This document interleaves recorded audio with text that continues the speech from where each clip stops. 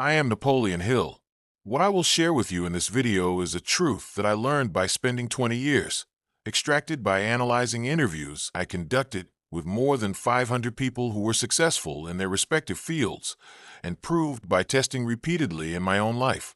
This truth is so powerful that the first night I learned it, I could not sleep for hours in my bed, because I realized that throughout my life, I had lived without knowing how to use the most valuable weapon in my hand. That weapon is a secret that is at the fingertips of all of us every night, but which most of us continue our lives without noticing. The year was 1908. When I was a young journalist, I went to the office of the Steel King Andrew Carnegie in Pittsburgh to conduct an interview. That day became the most important day of my life. Carnegie said to me, "Young man, I will give you a secret. If you learn this secret, you can become one of the richest people in the world. But to learn this secret, you will need to work for 20 years, interview hundreds of successful people worldwide, and turn this information into a system. In return, I will not pay you a single penny. Do you accept?" At that moment, I heard the voice inside me say, "Okay." And I am now sharing with you what I learned on the journey that began after that day, because I believe that this information is not just for the wealthy, but for everyone who wants to learn this truth. And tonight, I will tell you the most important discovery of my life. I am starting now. While your body sleeps, the mind never sleeps. Your mind is either building your victory or sealing your defeat. After that first meeting with Carnegie, he gave me a homework assignment. He said, "Napoleon, tonight when you go home, before you get into bed, you will do this. Close your eyes, imagine me in your mind, and say to yourself, 'I am the person who will learn what Andrew Carnegie has taught me and will take every step necessary to spread this information to the world.' Repeat this 10 times. Then sleep. When you wake up in the morning, you will find something new in your mind." When I returned home that night, frankly, I was skeptical. I thought, will something this simple change me? But the certainty in Carnegie's eyes had impressed me. So I did what he said. I lay down in bed. I closed my eyes. I visualized Carnegie in my mind and said to myself, "I am the person who will learn what Andrew Carnegie has taught me and will take every step necessary to spread this information to the world." When I said it the first time, I felt a slight vibration inside me. It was as if a door had been pushed ajar. I repeated it. While repeating it, the doubt inside me slowly began to disappear. After the 10th repetition, a sense of peace spread within me, and I slept. When I woke up in the morning, there was a very clear idea in my mind. I must meet with Henry Ford. I must learn his story. Where had this idea come from? I hadn't thought of such a thing the previous night, but it was as if someone had worked for me throughout the night and placed this idea in my mind. That morning, I understood that Carnegie had taught me not just a technique, but one of the most powerful laws of the universe. What is the golden hour? I named this phenomenon the golden hour, because the last 5 to 10 minutes before sleep is the most valuable and productive hour of the mind. In this hour, the conscious mind is tired. It no longer shows resistance. The questioning mechanism falls silent, and the subconscious is inclined to accept everything that is said. Think of it as planting seeds in a garden. During the day, the surface of the soil may be hard and dry, but when evening comes, the sun has set, the soil has softened and become moist. Right at that moment, the seed you plant takes root easily and begins to grow rapidly. The mind is like this too. Throughout the day, the conscious mind questions every incoming thought. It asks questions like, is this realistic? Can I achieve this? Is there proof of this? But before sleep, these questionings stop. The mind is now open, ready for acceptance. And right at this moment, whatever command you give it, your subconscious carries that command to its depths. And the subconscious begins to work with this command throughout the night. I have tested this hundreds of times, and every time, I got the same result. The commands I gave before sleep appeared before me as concrete plans, ideas, and most importantly, solutions when I woke up in the morning. In 1923, I had the opportunity to meet with Thomas Edison. Edison was the genius behind 1,300 patents that changed the world, from the light bulb to the phonograph, from the motion picture camera to battery technology. Mr. Edison, how were you able to make so many inventions? What is your secret? I asked. Edison smiled and said, Napoleon, I actually didn't invent many things. I just asked the right questions to my subconscious and listened to the answers it brought to me. This answer surprised me. How so? I said. Edison explained. Every night, before I go to bed, I give my mind a problem. For example, while inventing the light bulb, every night I was saying, find a filament material that will burn electric light for a long time and is commercially producible. Then I would sleep, and most mornings, when I woke up, there would be a new material idea in my mind. I would test that material and fail, but I wouldn't give up, because I knew that my subconscious was continuing to work for me. Edison continued, I made thousands of attempts, but actually, every attempt was not a failure. Every attempt provided more data to my subconscious, and finally, it brought me the right answer, carbonized bamboo fiber. While I was listening to these words of Edison, a lightning bolt struck inside me. I understood that the subconscious is not just a passive warehouse. It is an active laboratory. When you give it a problem, it works day and night to solve that problem. As a result of my research lasting years, I understood how the subconscious works, and now I am sharing this with you. The subconscious has 3 basic characteristics. First, the subconscious never sleeps. Even while you sleep, it works. Your breathing, your heartbeat, the renewal of your cells, all of these are managed by the subconscious, and your mental processes continue in the same way. Second, the subconscious does not distinguish between good and bad. Whatever thought you give it, it accepts it and works on it. If you say, I am a failure to it, it produces situations that will prove failure to you. If you say, I am successful, it creates opportunities that will bring success to you. Third, the subconscious accepts repetition-based commands as programming. The more you repeat a thought, the deeper the subconscious places it, and the more powerfully it works on it. When I grasped these 3 characteristics, my life changed. I realized that my subconscious is my most loyal employee, but if I do not give it the right commands, it can become my enemy instead of my employee. My meeting with Henry Ford proved this truth. Once again, Ford told me this. Napoleon, when I wanted to create a revolution in automobile production, everyone was calling me crazy. But every night before I went to bed, I was saying, I am the person who will establish the assembly line that produces automobiles at a price ordinary people can buy. This system is possible and I will find it. Ford continued. I repeated this for months. And one morning, when I woke up, the entire system was in my mind. How the assembly line would work, how the workers would be positioned, how the parts would be transported. I could see everything clearly. It was as if someone had drawn a plan for me during the night. When I listened to this story, I understood exactly. The subconscious is an engineering team working for you throughout the night. Whatever you tell it to build, it builds for you. I will give you an example from my own life. In 1928, I was writing the book, Think and Grow Rich. As a result of years of research, I had a massive accumulation of information in my hands, but I could not decide how to organize this information or in what order to present it. One night, before lying down in bed, I did this. I closed my eyes and gave this command to my subconscious. I am the person who will organize this book in the most effective way to benefit humanity. The correct structure is beginning to form in my mind right now. I repeated this 15 times, and then I slept. At 5 o'clock in the morning, I suddenly woke up. There was a crystal clear plan in my mind. 13 chapters. The title of each chapter. Which subject would be handled where. Even the introductory sentences of some chapters were ready in my mind. I immediately jumped out of bed, sat at my desk, and wrote without stopping for 3 hours that morning. I created the skeleton of the book that morning, and this skeleton became the final version of the book. Was this a miracle? No. This was the result of the law of subconscious direction. I told it what it needed to do, and it worked for me. I named this the night shift, because this was exactly what was happening. While you sleep, your subconscious stays for the night shift and works on the task you gave it. So how does this happen?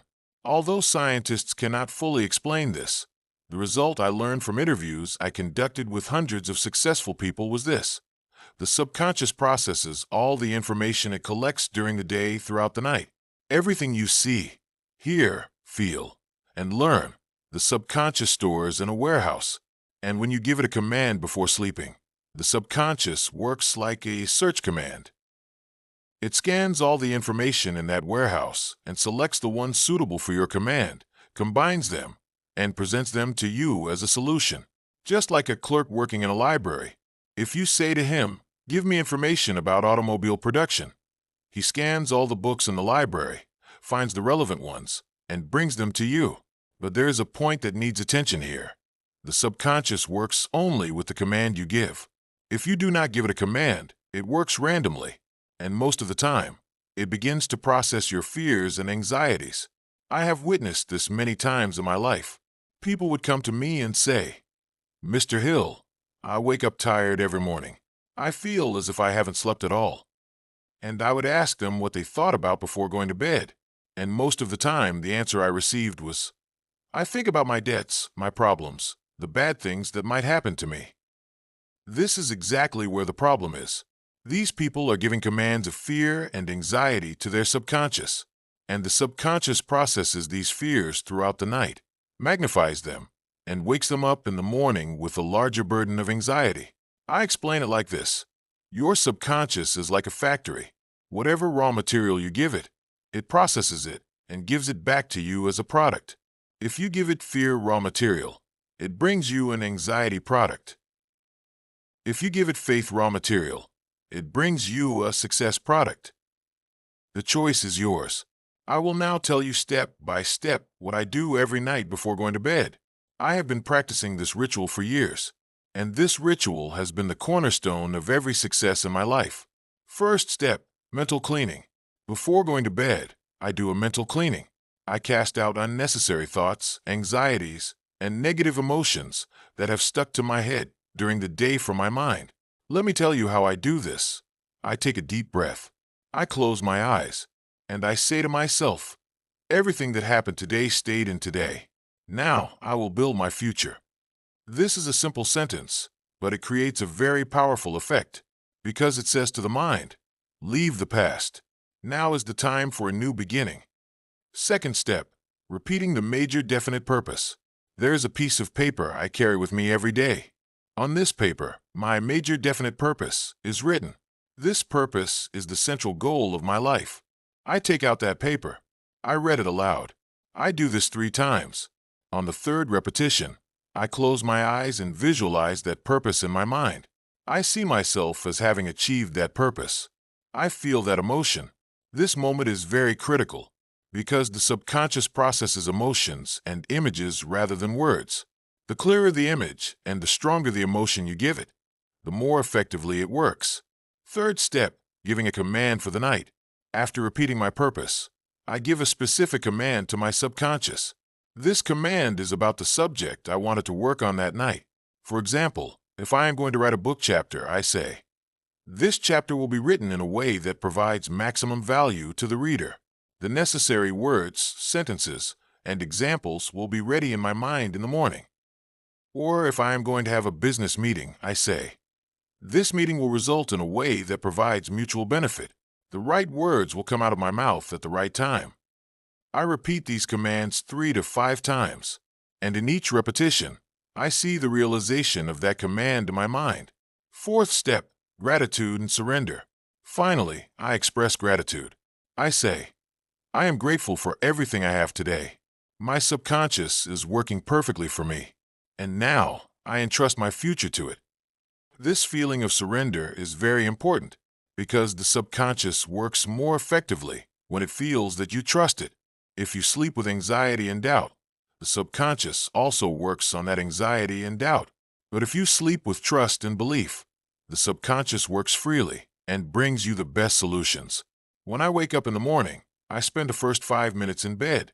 I don't get up immediately because in those first minutes, the messages my subconscious brings to me are most clear in my mind.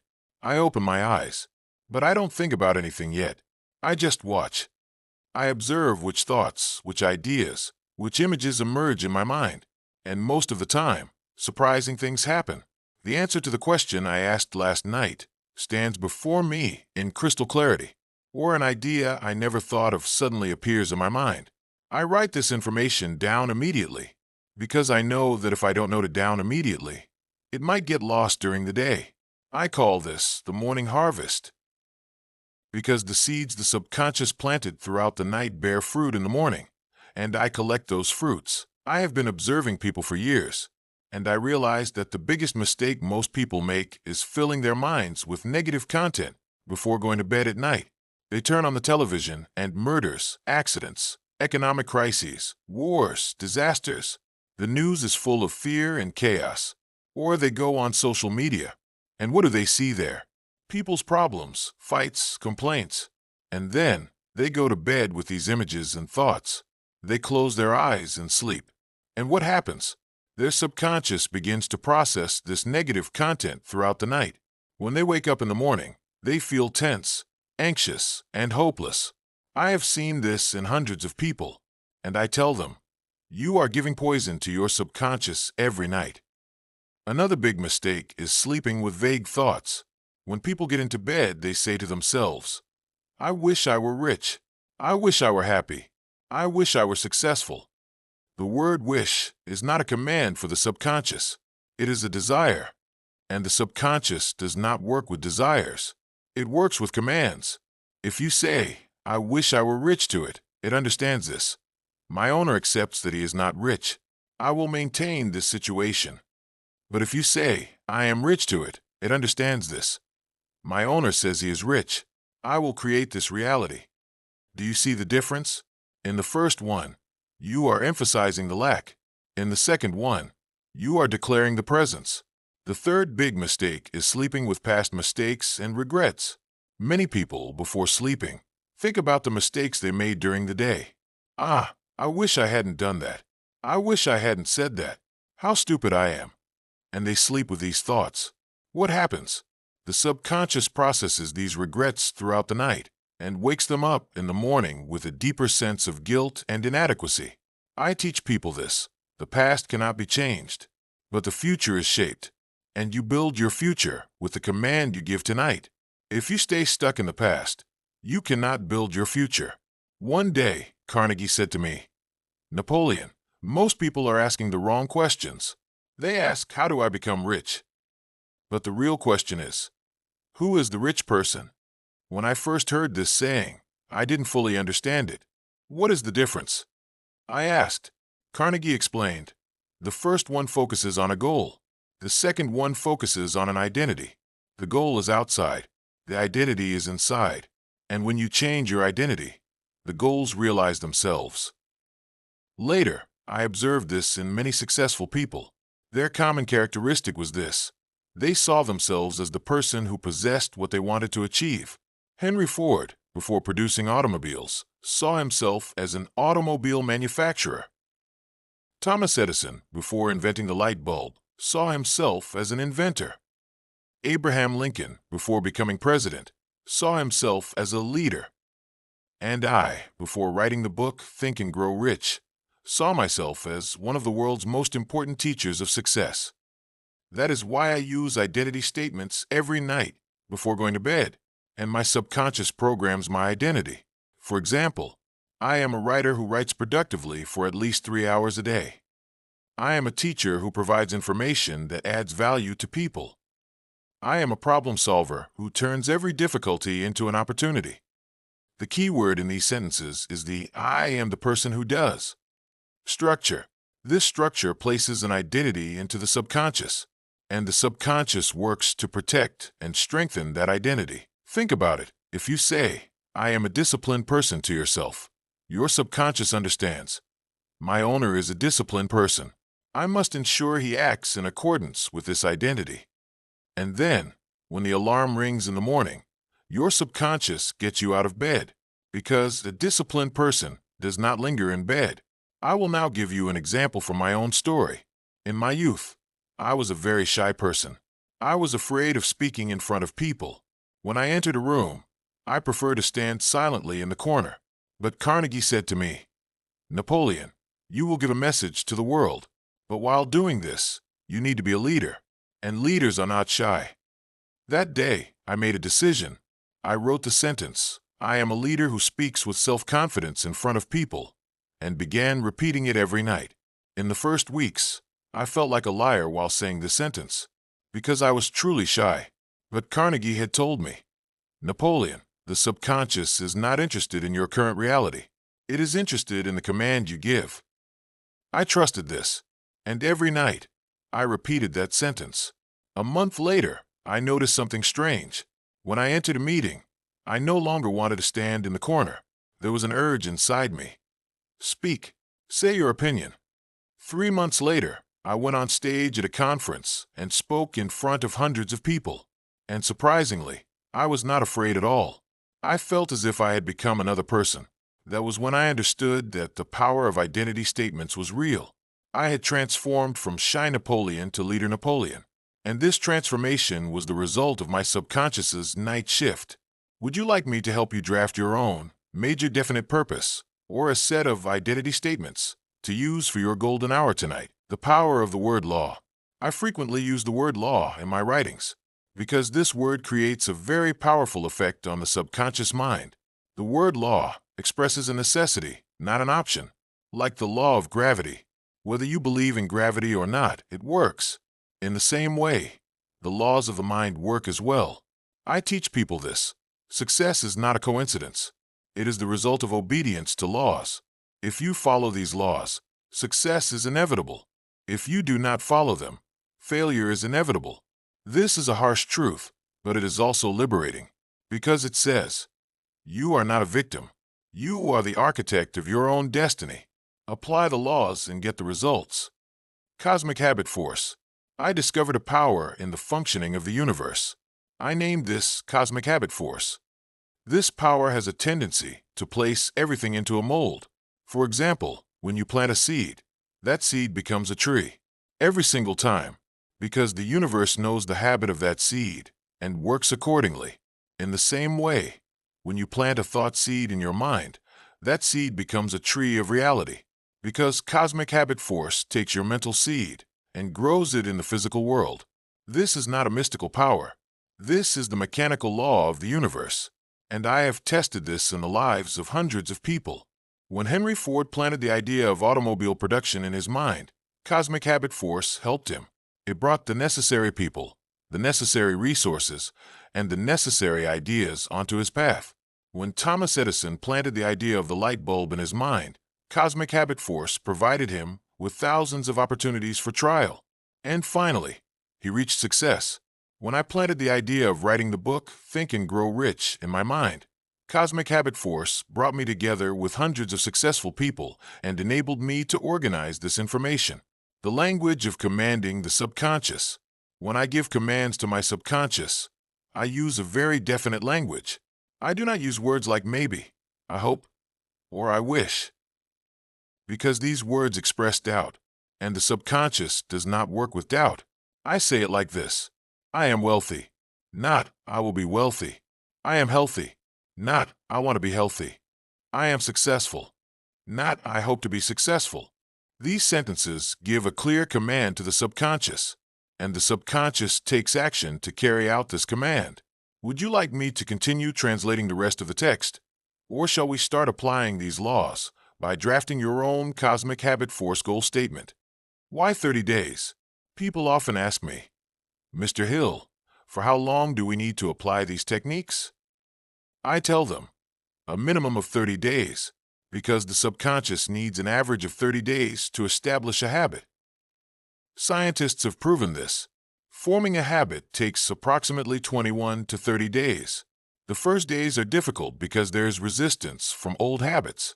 But as you repeat it every day, the resistance decreases and the new habit takes root. I made a 30-day contract to write the book Think and Grow Rich. Every night before going to bed, I said, I will organize this book within 30 days. And at the end of the 30th day, the structure of the book had become completely clear. I strongly recommend that contracts be in writing, because a written word creates a much more powerful effect in the mind.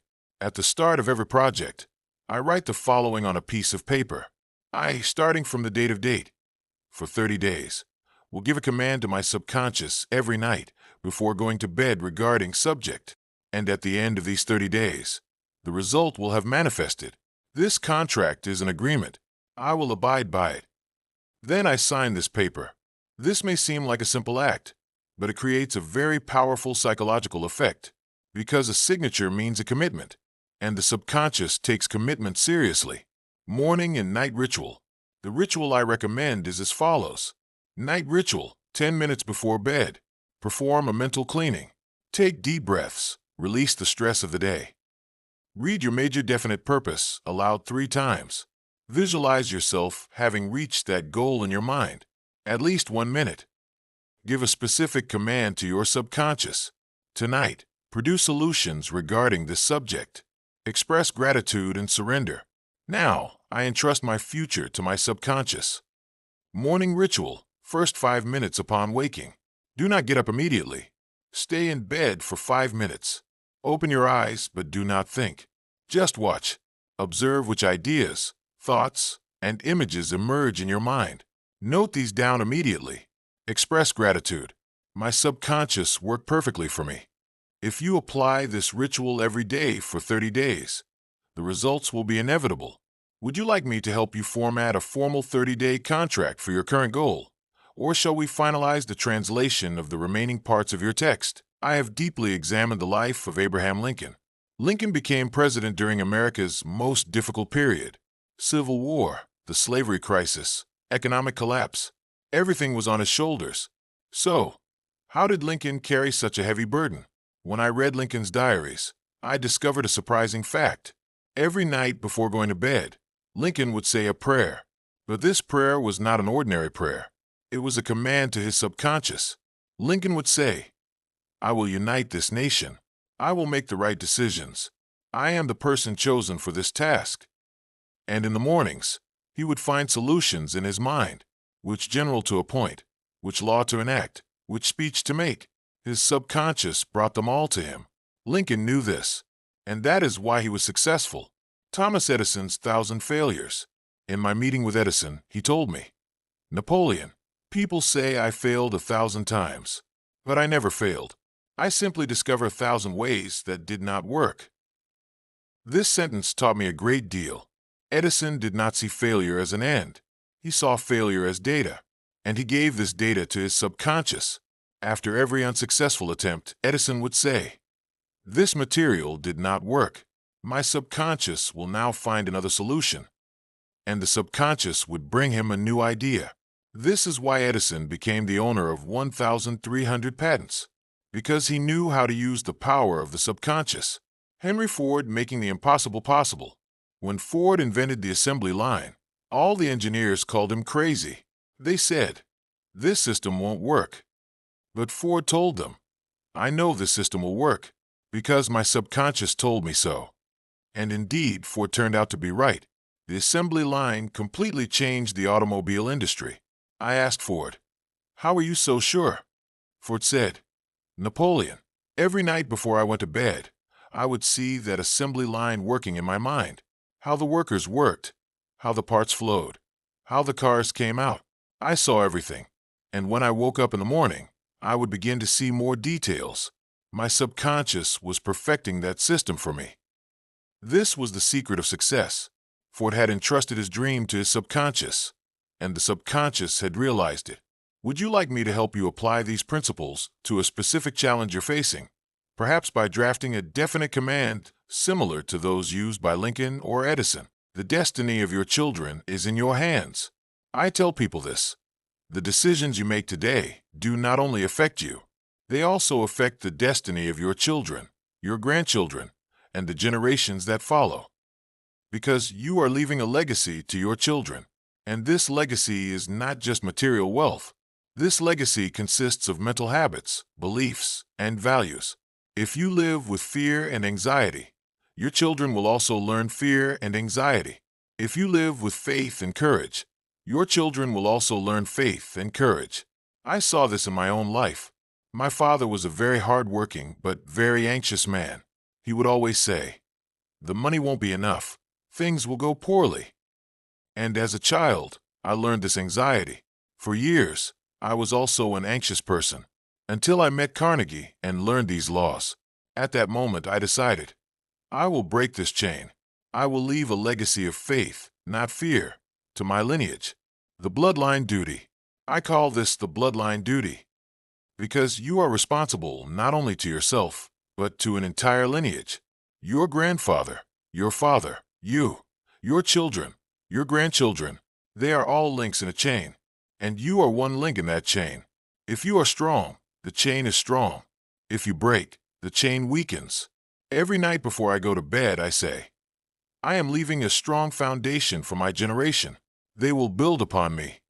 This thought gives me a great sense of responsibility, but it also gives me great power, because I know that I am working not just for myself, but for the future, overcoming the ghost of fear. I have studied people's fears for years, and I discovered this. Fear is not a real danger. Fear is a ghost created by the mind. Most people fear things that do not exist. They ask questions like, what if I fail? What if I am rejected? What if I lose? But these questions are about events that have not yet happened. I ask people, right now in this moment, is there a danger? Most of the time, the answer is no. Then, where does fear come from? Fear comes from past experiences or future predictions. Neither exists in the present. The mental substitution technique. I discovered that the most effective way to overcome fear is mental substitution. This technique is very simple. Replace fear with faith. How? When you feel a fear, stop immediately and say to yourself, this fear is not real. This is a ghost created by my mind. Now, I am replacing this fear with faith. Then, reverse that fear. For example, if there's a fear of I will fail, replace it with the belief I am successful. At first, this feels difficult because fear is a powerful emotion. But every time you repeat it, the fear weakens and the faith grows stronger. Emotional alchemy. I learned that emotions are like a chemical reaction. When you combine one emotion with another, a new emotion emerges. Fear plus faith equals courage. Anger plus love equals passion. Sadness plus gratitude equals acceptance.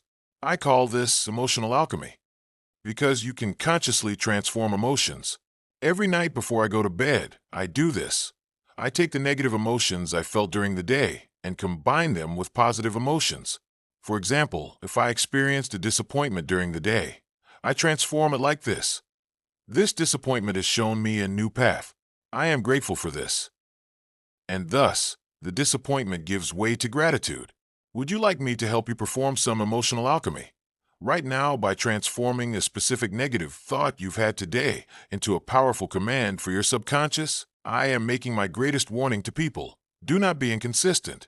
If you give your subconscious a command of faith one night and a command of fear the next night, the subconscious becomes confused. And confused commands bring confused results. Consistency is the key to success. You must give the same command every night and repeat the same purpose, because the subconscious grows stronger with repetition. I recommend giving the same command every night for 30 days, because this is sufficient time to root that command into the subconscious. The trap of impatience. The second great danger is impatience. People apply these techniques for 1 or 2 days and then say, it's not working. I tell them, when you plant a seed in the ground, do you expect a tree to emerge the next day? No. It takes time for the seed to take root, sprout, and grow.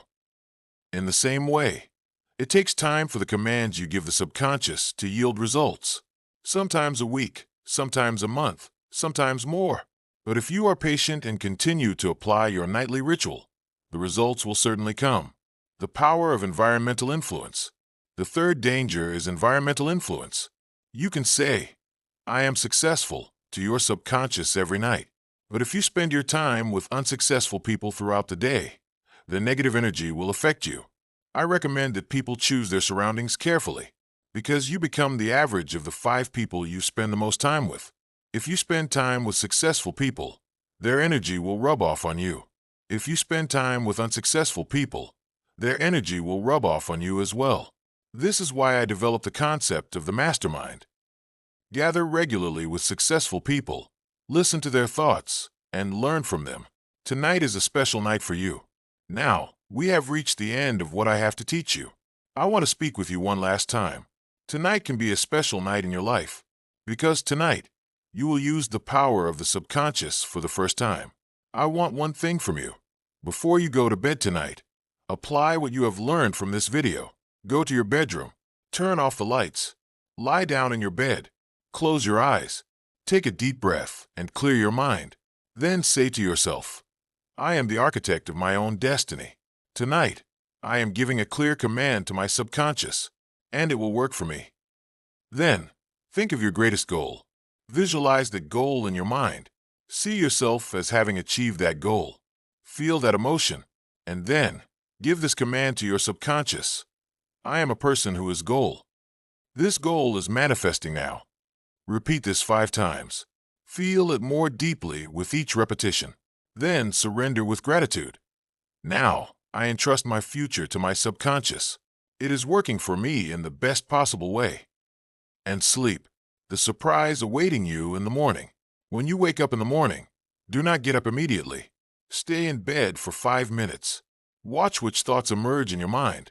Perhaps an idea, perhaps a solution, perhaps a vision. Whatever it is, note it down, because that is the first message your subconscious has sent to you. And then, act according to that message. The 30-day challenge. I am giving you a challenge. Apply this ritual every night for 30 days. 30 days is not very long, but it is long enough for you to install a new program into your subconscious. I promise you, if you apply this honestly and consistently for 30 days, you will wake up as a different person on the 31st day. Your mind will be clearer. Your energy will be higher. Opportunities will begin to come to you as if by a magnet, because you will have used the power of the subconscious. Final word, my legacy to you. The entrustment of knowledge. I am now over 80 years old. I have spent the greater part of my life gathering this information and delivering it to people. And now, I entrust this information to you. Do not keep this knowledge only for yourself. Share it with others, because true wealth is knowledge that is shared. If you see a friend struggling with fear, tell them this information. If you see a family member caught in a feeling of failure, teach them this technique, because you possess this knowledge now, and this knowledge is a responsibility. Carnegie's last word. In my last meeting with Carnegie, I asked him, Mr. Carnegie, why did you share this information with me? Carnegie answered, Napoleon, I am very rich, but I cannot take my money to the grave with me. I want to leave my true legacy as knowledge, and you are the carrier of that knowledge. When you spread this to the world, I will have left my true wealth. That day, I took an oath.